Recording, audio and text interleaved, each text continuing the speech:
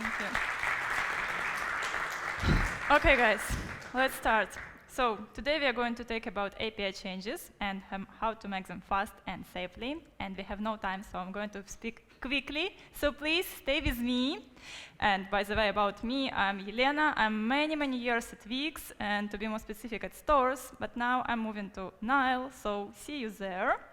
And before we even begin, let's play a small quiz, and the rules are very easy.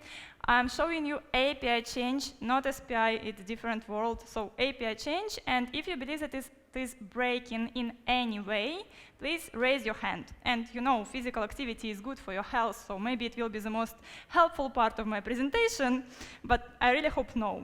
So let's start. Here you can see just rename. Is it breaking change?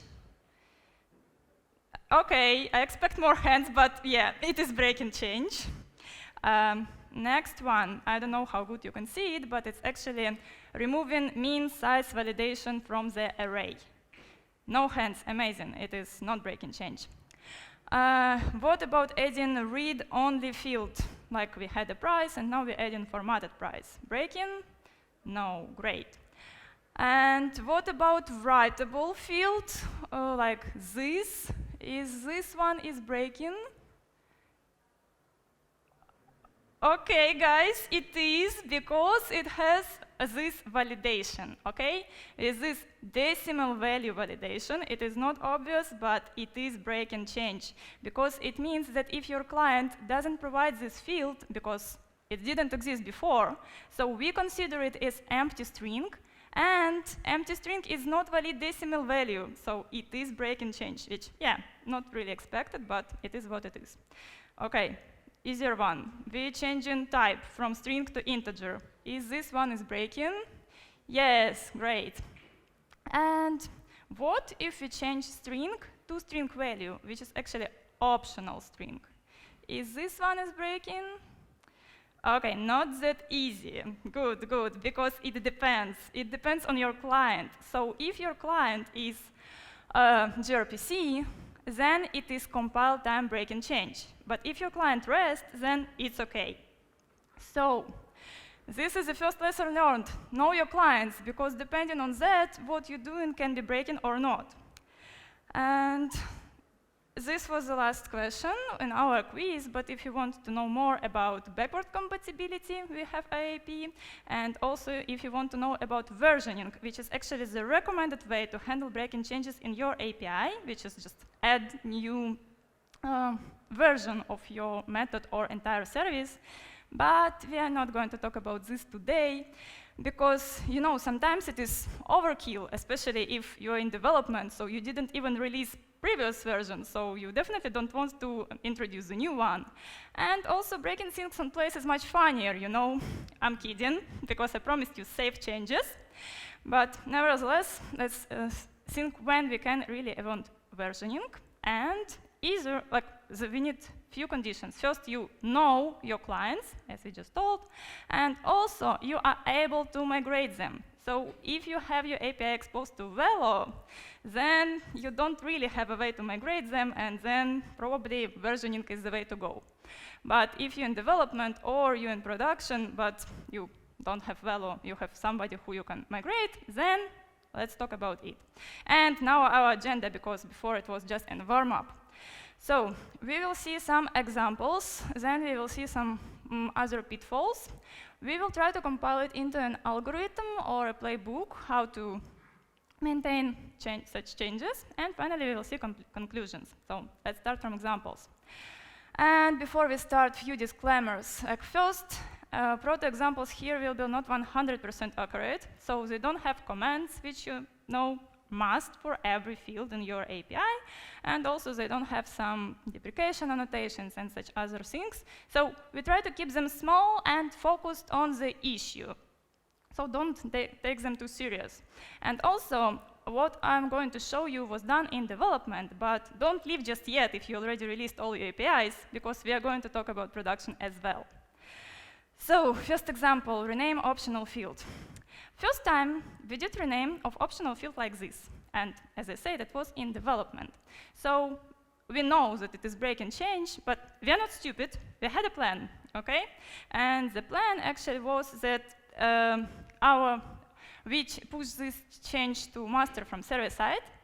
Then we put GA freeze on our artifacts, so this change don't leak to production. And then client work on their changes, and we push everything together, and GA everything together. But of course, something went wrong. And what exactly went wrong is, first, QA started complaining about errors. But why? We just put GA freeze. What can go wrong? And we forgot about employee preview.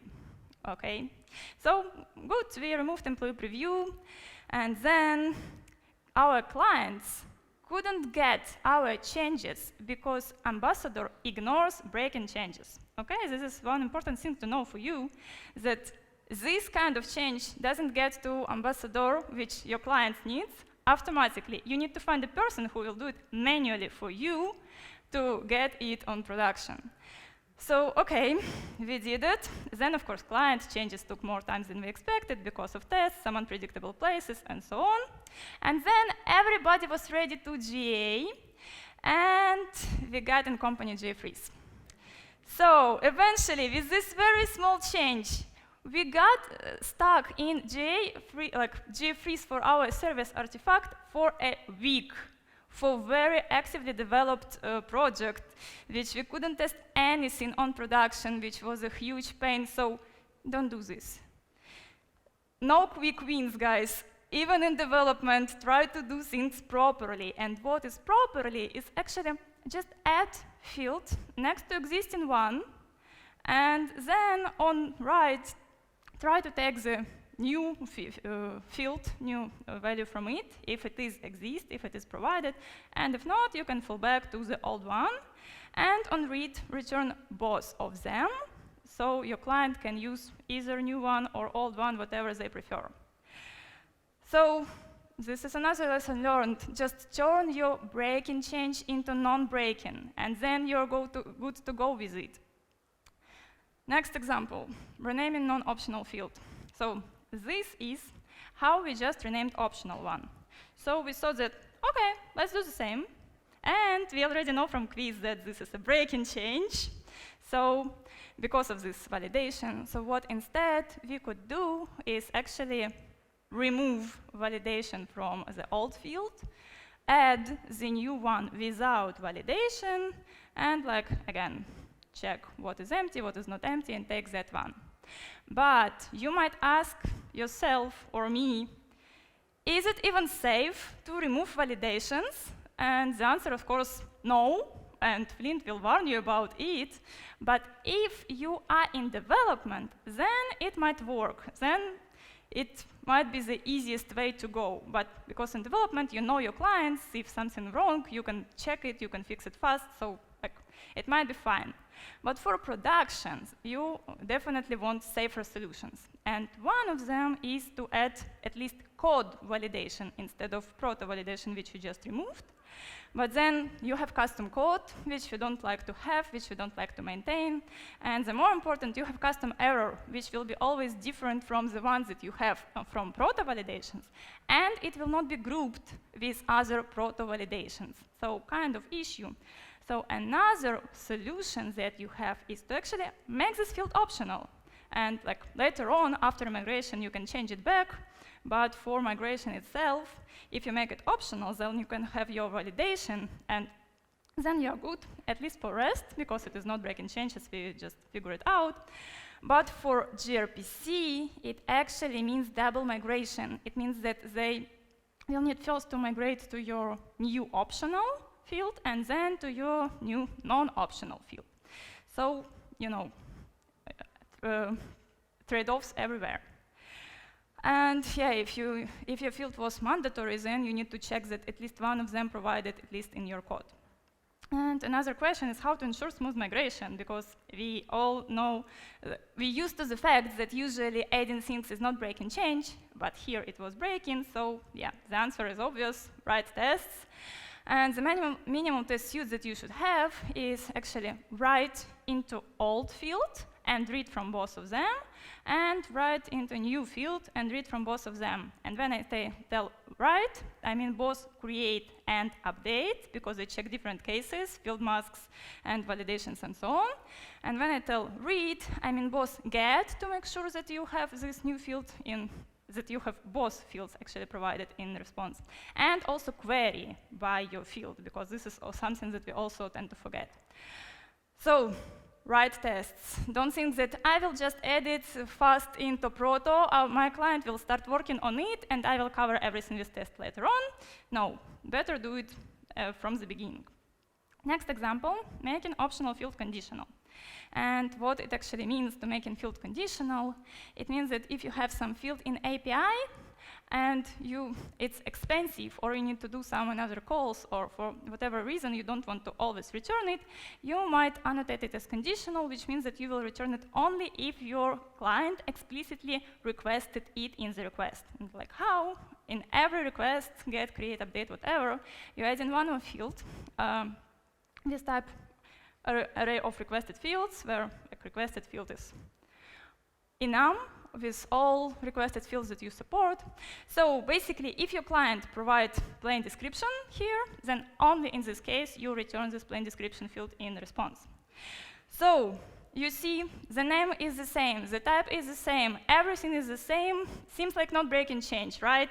No, it is breaking change because, like, logically, if your client used to do the fact that you always return this field, and then suddenly you stopped returning it, then probably some flows will be broken. So what you should do instead, you should first add these requested fields into all your requests, ask your client to start sending them, and only when they started doing it, you can annotate this field as requested, because once you add this annotation, framework removes this field from response for you. So even if you think that, okay, I'm just adding annotation, I'm not adding any new code, so nothing affected, no, framework does it for you, so take it in mind. And the next example is making non-optional field conditional. So actually, if you read guidelines, you cannot. So if you have primitives, arrays, or enums, you cannot make them conditional. So what should you do? For primitives, it's more or less obvious. You're just making them optional, and you know that for gRPC, it's not even breaking change. But for arrays and enums, the only solution you have is to actually wrap them into an object. So in Proto, object is optional, like always, by nature. So you just create a new message, put your array there, and make this new object conditional. So this is obviously breaking change, because this is like different structure, different everything. So making field conditional is always breaking change, okay? Doesn't matter if it's optional or not. So if you think that I will release my API, and if I have issue with message size, I will make some fields conditional later on. No, wrong. Think about it in advance before releasing this API, because then it will be a huge pain for you to make them conditional later on. And now we finally got to other pitfalls. So one of them is required and writable annotation, which is method level annotation, which tells you what you which fields your client might or must provide in request. So why it is an issue? It is an issue because this is method level annotation. So when we have validations and you creating like new field, then you can see all of these validations immediately, and you can copy or not them. But here you need to go to your service and look at all the methods if some of your fields annotated as required or writable, and we tend to forget about it, so remember about it. And I will not show you exact rules, but you need to remember that you must allow your client to provide some field if it was allowed before, and you must not force to provide it. So you cannot mark neither old one nor new one required, okay? And another pitfall is now search, because if you use now search, then first rename always means data migration, creating new schema, populating fields from the old one, and all of this fun, which we have tools for it, but it's all the time still. Another one, removing or adding decimal value annotation, which we saw in example, is break and change. So you just cannot remove it or add it to your schema. So here, if you need to add new non-optional field with decimal value annotation, then making this field optional is the only choice that you have. Also, don't forget to add WQL annotation, so your client will be able to search by new field. And if you use match items, then you must use test kit. Just use test kit, which null search provides. Don't even ask why. OK, next one is field masks. So you should be worried if you have some field mask manipulation. So in request, you receive one field masks, but in your DB, you send different field masks. If you have some custom checks based on field masks, so then it also something can go wrong. And if you use legacy automapper with field const or with field renamed, then it's easy to miss something. The new automapper will warn you about it, the old one will not. And what to do, as always, write tests. This is the all tests which related to that, like to updates, to field masks, and so on. So if you write all the tests, then you probably will be OK. Finally, algorithm, which we're supposed to have here, but we don't have it because we don't have time. But instead, we have something even better. We have a link to AAP, to new documentation that we have now. So you can read the entire algorithm with all pitfalls, with like all of this stuff, and now only highlights. So first of all, plan your migration. Make sure you know your clients. Make sure you can migrate them. Take a look at your maturity level, because it defines when exactly you can remove deprecated field. And also plan your DB null search migration, because it will take time and will affect your estimations. Then introduce non-breaking change. So add new field. Old one must be marked as deprecated. And we have 2 deprecation annotations. You can read about them in another AAP. And don't forget to write tests. Then, as migration, do DB, null search migration, and only then you can start migrating your clients. So only then your deprecation period starts. And finally, in cleanup, remove deprecated field. If you had some manipulations with your validations, for example, you removed them or moved them to code, did whatever, bring everything back. Bring all validations to the proto, remove them from code, and so on. And please, don't forget to update docs, guys, because people always forget to update docs. You need to update CRL examples, and you need to update code samples if you have them, because this is very frustrating for your clients to read not updated docs. And finally, conclusions. Yeah, breaking change is obviously hard. And even if you, whenever you do them, you need to think twice. But usually, you can do them, turn them into non-breaking changes, and then it is much easier and safer and faster.